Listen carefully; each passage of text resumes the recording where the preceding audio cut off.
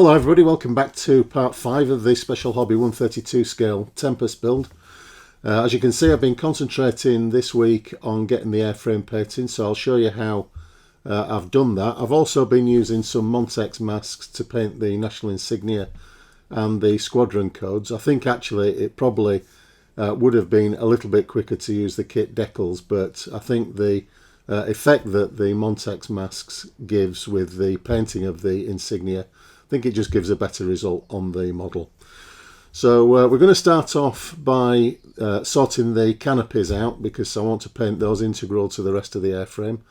So we'll get over to the bench and I'll show you how I made a start with the painting this week. Okay, I'm starting this week by preparing the windscreen, and I'll mask off the bubble canopy as well. That's because I want to fit this windscreen so that when I come to paint the airframe I get a consistent colour on this surrounding area. It's really nice when you get transparencies that have quite an extensive piece of the fuselage or whatever it is around it, so it's easy to get a nice clean joint of the transparency itself. But I'm going to mask these off, and I'm just going to check. I'm going to be using the Montex masks that I got earlier on. Special Hobby do provide these masking sheets, but I have read in reviews that they're not a great fit onto the windscreen, so I won't bother with those. I've used Montex masks in the past and they're really pretty good for fit. Now I think that the Montex masks give us both internal and external masks, which yes they do, so that's handy. I don't normally mask the inside of canopies, but I will since I've got the mask provided. It does give a better result than painting the interior colour through the outside.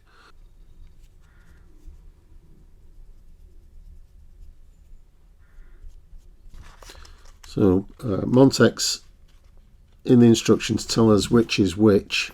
I'm assuming that they're slightly different from inside to outside.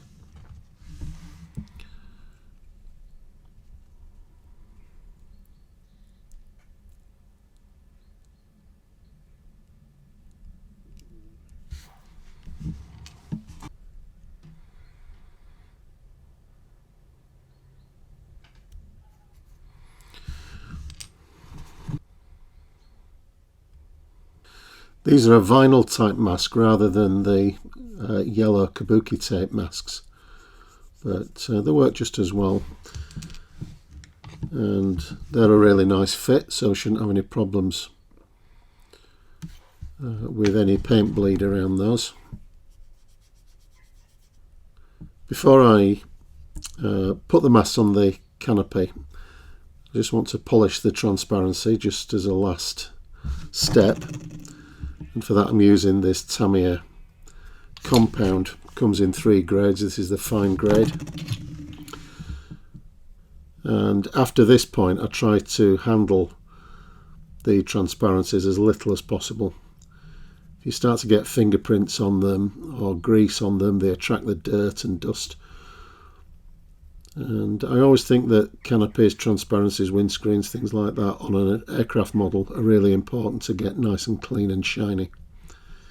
It's one of the first things I look at. Later on in the build, as one of the last steps, I'll use some Tamiya modelling wax just to get a final sheen on them. But this is enough for this step.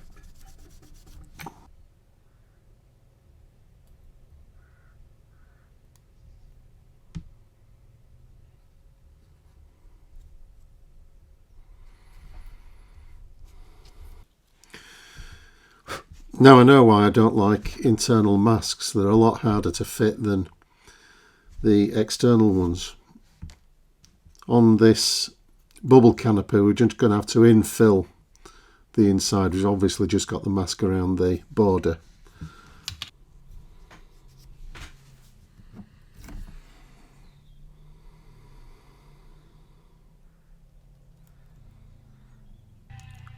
There's a lot going on outside.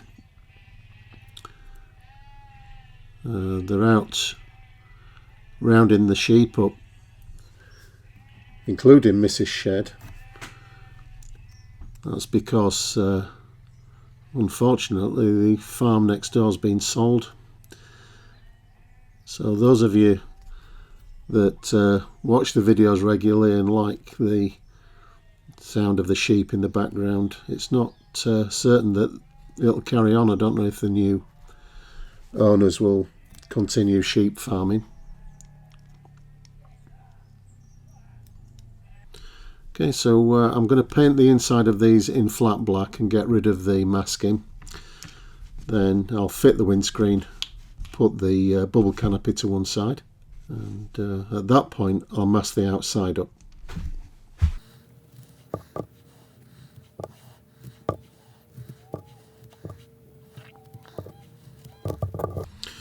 I've got a tiny little bit of bleed on these, and to remove those just get a cocktail stick and get a nice blunt end on it. You can just go in and rub off the black acrylic.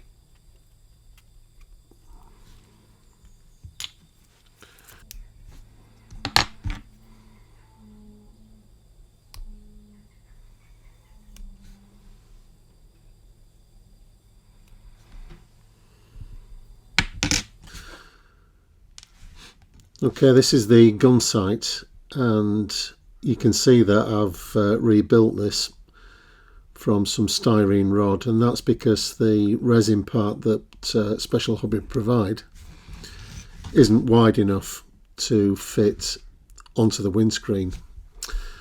So I've just built that up again from rod, as I say. So I'm going to get that painted up now and hopefully get it fitted nice and snug into this windscreen. Then I can pop the windscreen onto the airframe. I did query last time, I think, about which type of sight this aircraft carried. Special Hobby do provide a gyro sight, which is this resin part here. But I've managed to find a really good photograph of the aircraft, and it's pretty clear that it did carry a standard reflector sight like this. So I'm happy with that decision now. I wasn't sure in the last episode which sight to use. This is Tamiya clear green for the lens.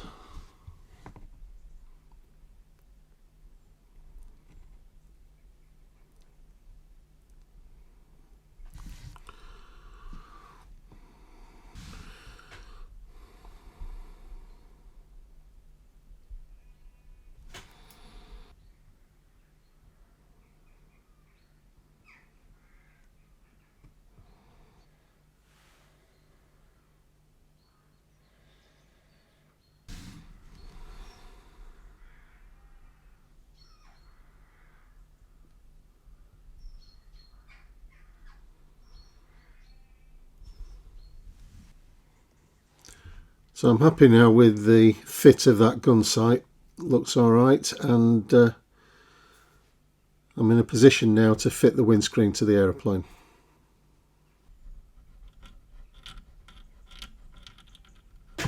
So this is my usual Formula 560 Canopy glue.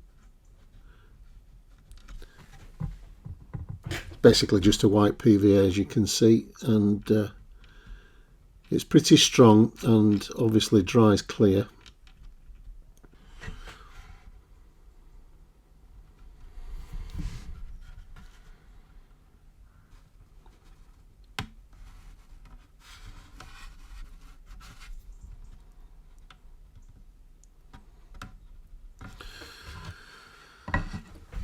Okay, so I'm just going to leave that now for a couple of hours, make sure that canopy glue is properly set. Then I can get the outer windscreen masks fitted.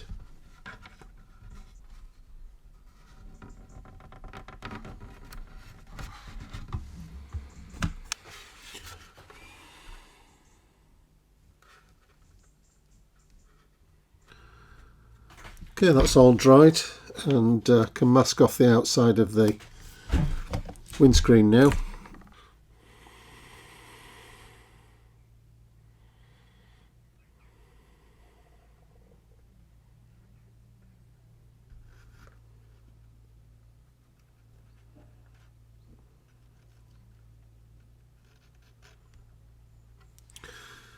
Masking up the cockpit now with some tape and mascol.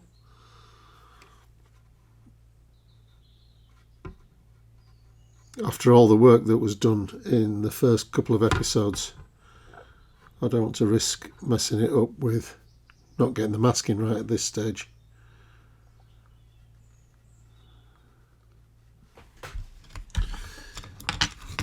These are the Special Hobby engine cowlings, and I'm going to use these. I'm going to try to tape them onto the fuselage so that I can match the camouflage scheme up. So we'll see if we can do that. I'm not sure that they'll fit exactly, actually. They're meant to be displayed off the model, so it might be that they're not exactly the right profile, but we'll see.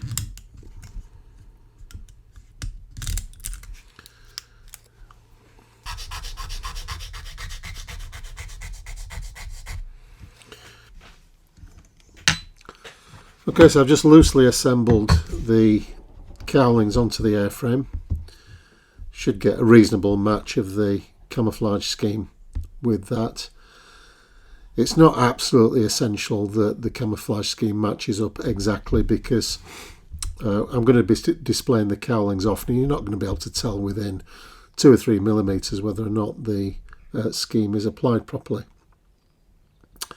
So that's going to be close enough. So with all that ready, the first thing I'm going to do in terms of the painting is to apply some rubber black through a mottle mask just to break the surface up a little bit, and then I'll start work on the undersides. Okay, let's go. So I've got these splatter templates. These are Ushi van der Osten splatter templates. They come in 3 different sizes, and I think there's 2 sets, so 6 different sizes altogether.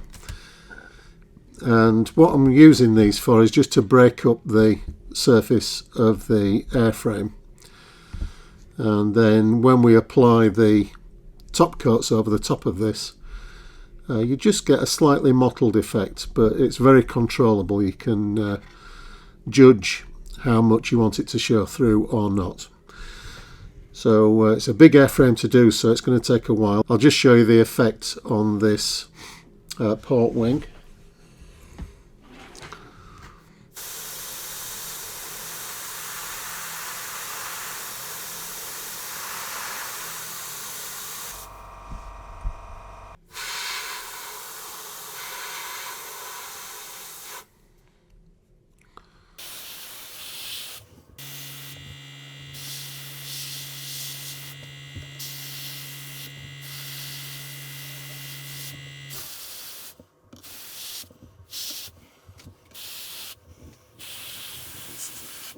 Using these templates doesn't stop you from pre-shading as well, if you want to do that, if that's a technique that you like.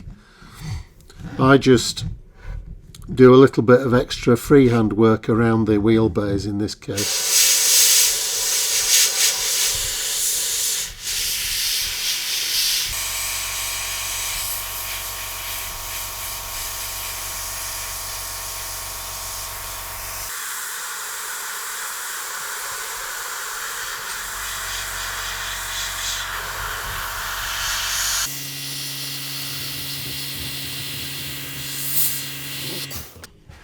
Okay, so I'll carry on around the airframe, and once we've done all that, we can start to apply some of the light aircraft grey on the underside. Alright, so the airframe's completely covered now with the underpainting. So that's the rubber black, and I've also added a few spaces where we've got this XF68 NATO brown, just around the walkways and underneath around the wheel wells and around the tail wheel at the back. It doesn't particularly matter what shade of brown you use, I don't think, for that, but what I'm looking for is that when we apply the camouflage scheme over the top of this, we just get a sense of the underlying colours showing through the overpainting. So we've got to thin the colours really well and build the colour up slowly so that we don't obliterate all this work. The paints that I'm using are AK. This is the first time that I've used AK paints, and this is a set for the RAF Dayfighter scheme, which obviously applied to this aircraft, consisting of RAF dark green, medium sea grey and ocean grey. So I'm going to be starting off with the medium sea grey on the underside, and when I'm using colours I generally try to use the manufacturer's own thinners, and I'm going to do that in this particular case, although I've heard that Tamiya lacquer thinners works well with AK real colours. These are a lacquer based paint,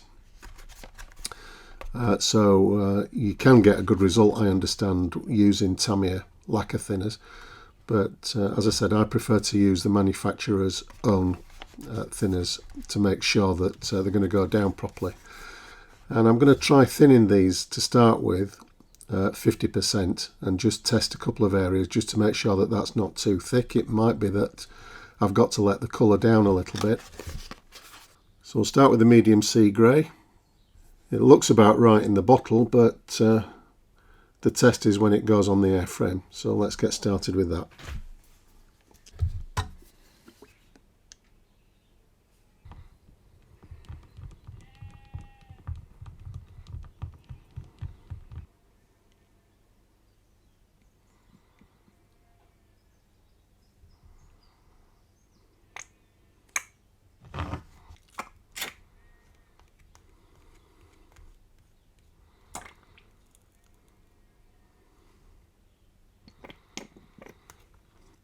So at 50% or 50-50 mix, that still looks and feels a little bit too thick. So I'm going to let it down a little bit more with some thinners.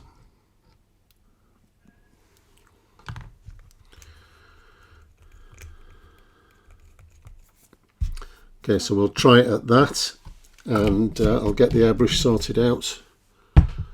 I'll be setting the airbrush to about 12 to 15 psi, something like that. I've got a 0.3mm nozzle in the harder and steam beck, so let's go.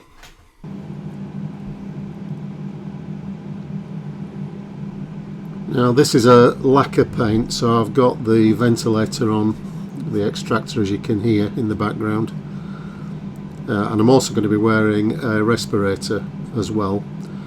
So I'm not going to be doing any talking whilst I'm doing the paint application.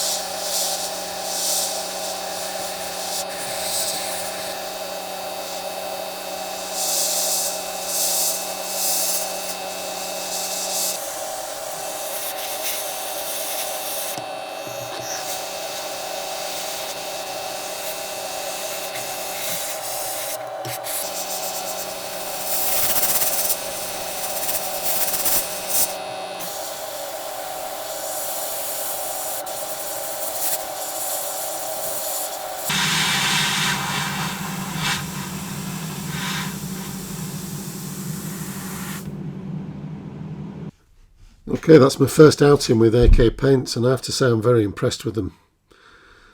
They're very easy to apply, dry to a lovely smooth matte finish really, but with a very slight sheen to it.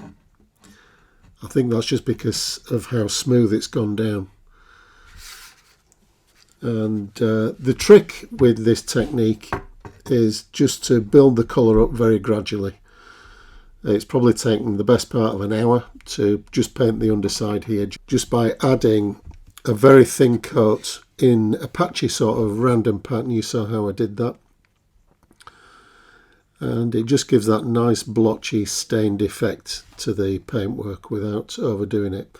The difficulty from the point of view of showing this on video is that the video tends to saturate the colours really, so it looks perhaps a little bit more obvious than it does to the naked eye. But as I said, you've just got to judge the time at which you've got enough paint over the underpainting. But that's come out nice, I'm happy with that. I'm just going to leave it for 2 or 3 hours. I think it's actually dry now, but I'll leave it 2 or 3 hours to fully go off. Then I'll mask off the undersurfaces and we'll start to apply the camouflage scheme to the top surfaces.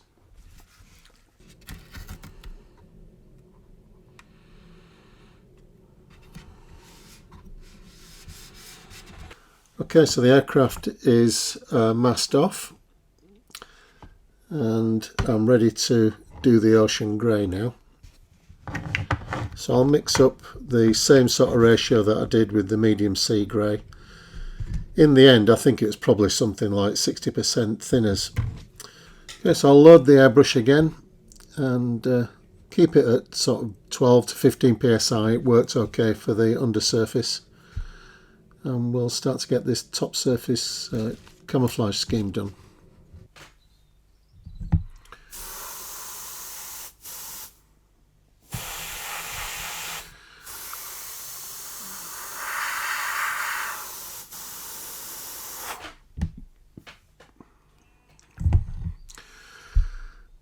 Okay, so that's the ocean grey on. It's a bit of a strange colour really. I was expecting it to be a bit darker than that. But the light's doing funny things in the shed tonight. It's getting dark and I'm just going to leave that overnight just to see what it looks like in daylight. Might be okay, and of course once you get the green on it'll alter the apparent shade of the grey anyway. So we'll just sleep overnight on it, see what we think tomorrow. Okay, so here we are back at the model in daylight, and I have to say the colour hasn't improved any. It just seems to me not to reflect the sort of bluish tinge that ocean grey has. It's more of a neutral grey really. It's not that far off what I would expect light aircraft grey to be. So we're not going to get anywhere with that, I don't think. I'm not prepared to risk a model that I've spent so much time getting to fit and getting it to this stage to spoil it with inaccurate paint colours. So I really don't know where AK are coming from with that. If you look at Tamiya's version of ocean grey, you can see it is darker and bluer than what's represented in the AK shade. If anything, the AK colour's got a little green tinge to it. It's very peculiar. So that's a shame because apart from the colour, the paint goes on really nicely. It's really lovely and smooth. So I've no choice, as I said. So I'm going to mix some ocean grey up. I'll redo the splatter and we'll revert to Tamiya colours. But I'm going to use a lacquer thinners, Tamiya lacquer thinners with these, which is possible to do with standard acrylics. And it just helps them, in my experience, to go on a little bit smoother. So hopefully we'll be able to retain the finish on the model. Okay, so this is our Tamiya ocean grey, thinned down with lacquer thinners. So let's see if this looks any better than the AK.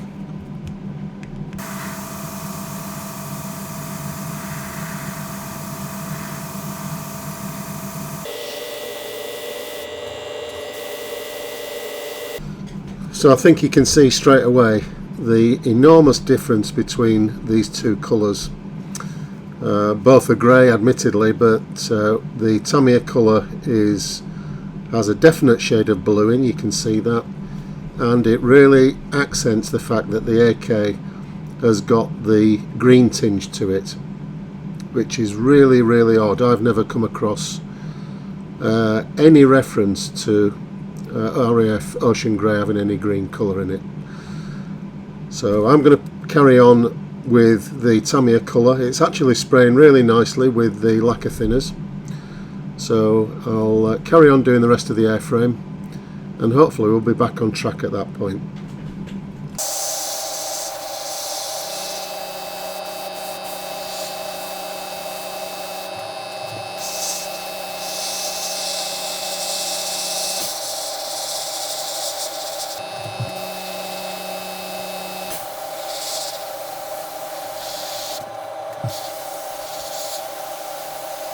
Okay, so just looking at the greens now. This is the AK RAF green, and this is the Tamiya XF81 RAF green. There is a difference. It probably doesn't show up too much on the camera, but the AK is much brighter with the Tamiya a slightly browner colour, really. Now I'm not absolutely certain which I prefer of those, but I'm going to stick with the Tamiya. I've used the combination of XF81 and XF82 before on this type of scheme, and it's come out looking really well. So I'm going to abandon the AK colour. I'll mix up some of the Tamiya. We need to mask this off, obviously, so I'm going to be using some thin strips of Tamiya masking tape, 1mm, just to have the hard edge to the demarcation. Fill it in, then we'll get some of the green on mottled in as we've done with the rest of the colours.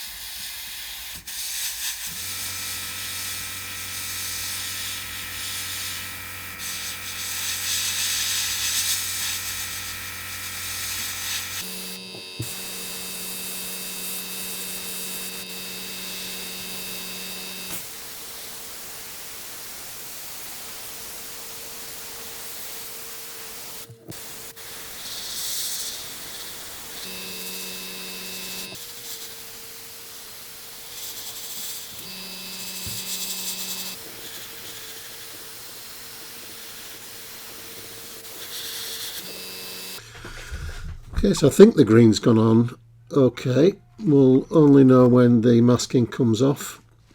It's for me, it's worth doing or spending quite a bit of time masking. It just saves time in the long run, I think, rather than doing lots of touch-ups. But I don't want to speak too soon. Let's just see what sort of result we get.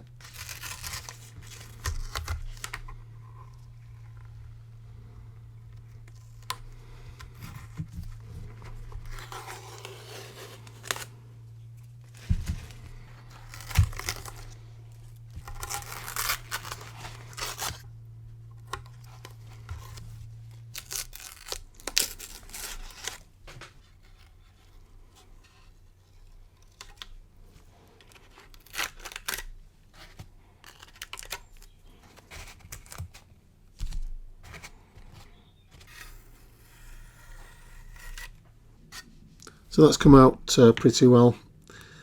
There's just one area here where the paint's a little bit thin, the grey's too thin. I've got the masking too close to the border. So it's easy enough to go back in and touch that up. There's one or two scratches here and there, but generally there's very little touch-up work to do on that, so it's worth spending the time on the masking stage. So I'll get those touch-ups done, and then I'll look at getting some of the insignia applied using the Montex masks. So I'm starting with the insignia on the aircraft now, and starting off with the serial numbers. Now there is quite a bit of debate about the correct serial number for this aircraft belonging to Pierre Closterman. And I've done a little bit of research, or rather I've found some research done by others on the Tempest Society, which has looked into logbooks and things like that, and they've concluded that the particular aircraft that's been represented here was NV994, not SN222, as given in the special hobby kit. So I'm going with that. And interestingly, Montex do give us NV944 as an option, and also Edward in the 148 scale kit for this particular aircraft have it as 994. So I'm quite happy to go with that. With a serial number like this, you've got to remember to make sure you put the infills into the 9s and the 4s. Otherwise you're just going to get a solid figure, and it's easy to forget them.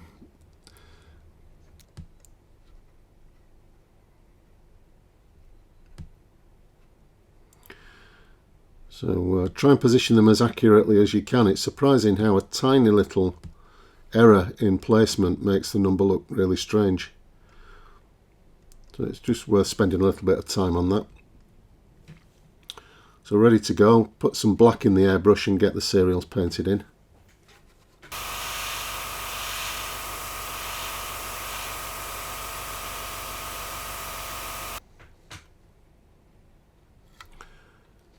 Let's see how they worked out.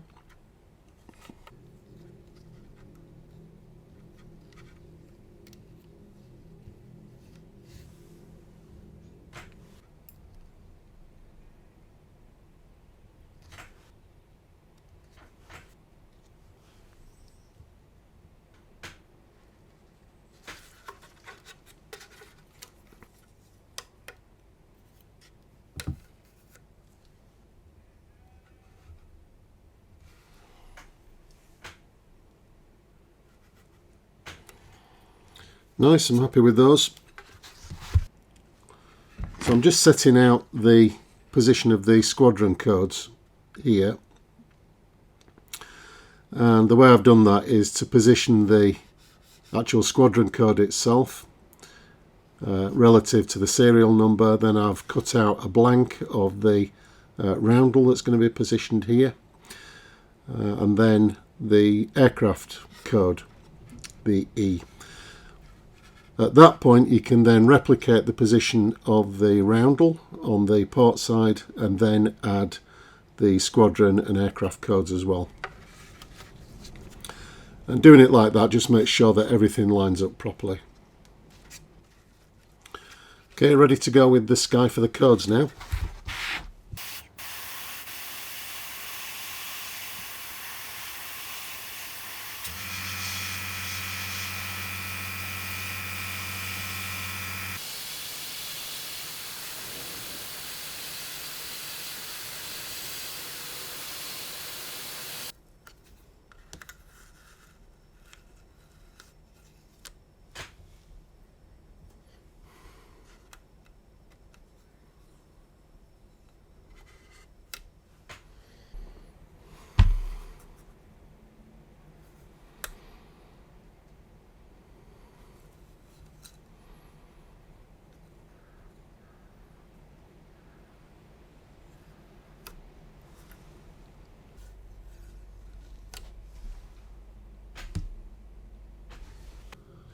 Setting out the roundels now and just taking the time to get them positioned the same on both sides of the airframe.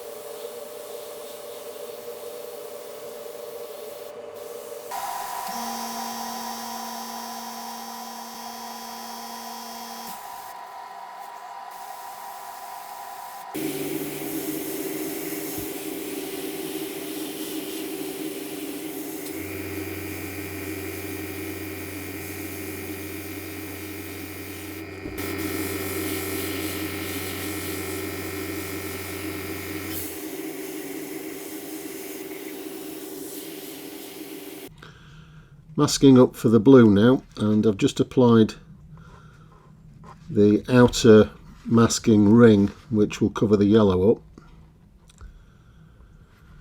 And it's really important to get this positioned accurately, because if you don't, you end up with an odd shaped yellow surround to the roundel, which is really quite obvious against the dark blue, or you get a gap around the outside which the blue paint will seep into, and it just spoils the whole effect. So just a bit of care at this point to get this positioned properly.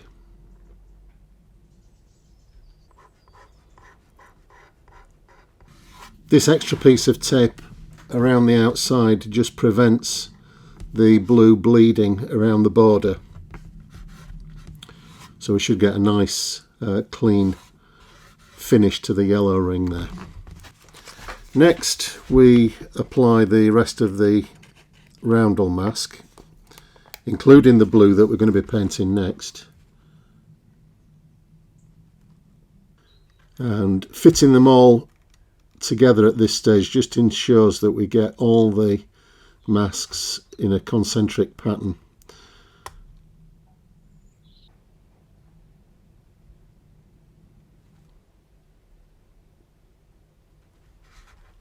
With the whole mask applied, I can now remove the blue.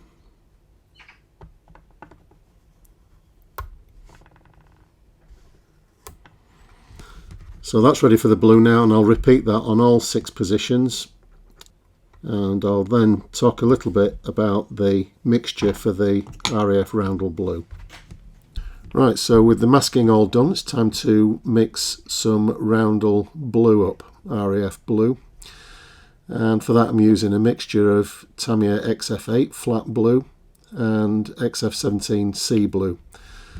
XF8 on its own I think is a little bit too bright for RAF roundel blue, and the sea blue just knocks it back a little bit. You could use black with about 5% black into the XF8, but I prefer the XF17 rather than black.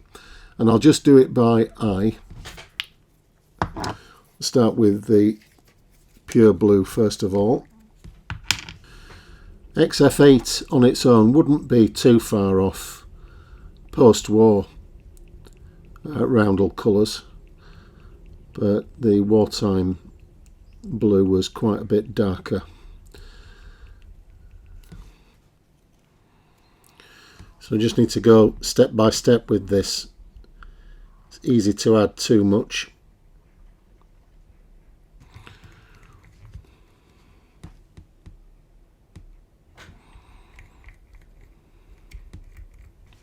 Okay, I think we're there with that. So I'll get some thinners in, load the airbrush up, and we'll get the blue applied to these roundels.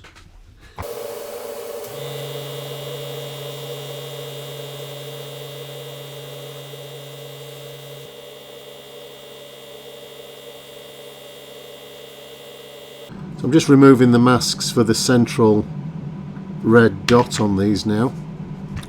And again, I've got a mixture for the red, but it's some spare paint that I had when I did the Tamiya 132 scale Mosquito, so it's left over from that. I've also made a start on the fin flashes here, just got the red to apply to those. So this is the paint I'm going to be using that I've mixed previously, and it's quite a brick red colour, and the base for it is Tamiya XF9 Hull Red. That's a little bit too brown, so I've just brightened it up a bit with some pure XF7 flat red as well, so that gives a nice dulled down red shade.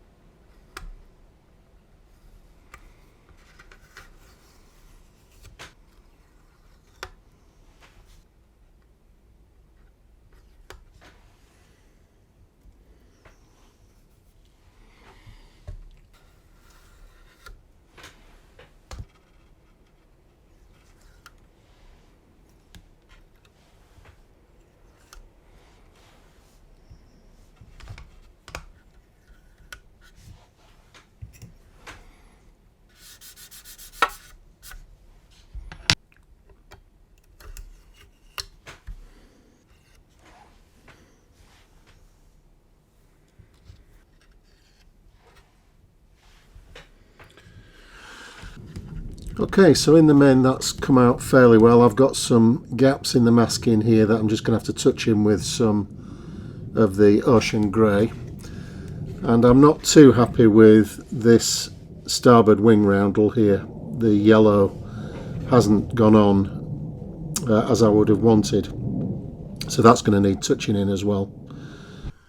Okay, so that's all done. I'm pretty happy with how that's turned out. It's a bit disappointing about the AK colour match, seeing as they went on so well, but actually Tamiya acrylic, if applied with lacquer thinners, gives a really good result as well, a nice smooth finish. So it's turned out well in the end. I've done the bubble canopy, as you can see, painted that. I'll keep that safe in storage somewhere now. The cowlings have come off, and I've just got to paint the inside of those for display purposes. The next step, as I said, is to give this a coat of gloss varnish, and I'll be using some Tamiya lacquer clear LP9 to do that. So that'll all be ready in time for the next episode. When we start the next episode, I'll just finish the airframe off, the markings off, by applying the decals. So we'll leave it there and hopefully catch up again next week for that next episode. In the meantime, look after yourselves, everybody. Stay safe, and I'll see you in a few days. Bye for now.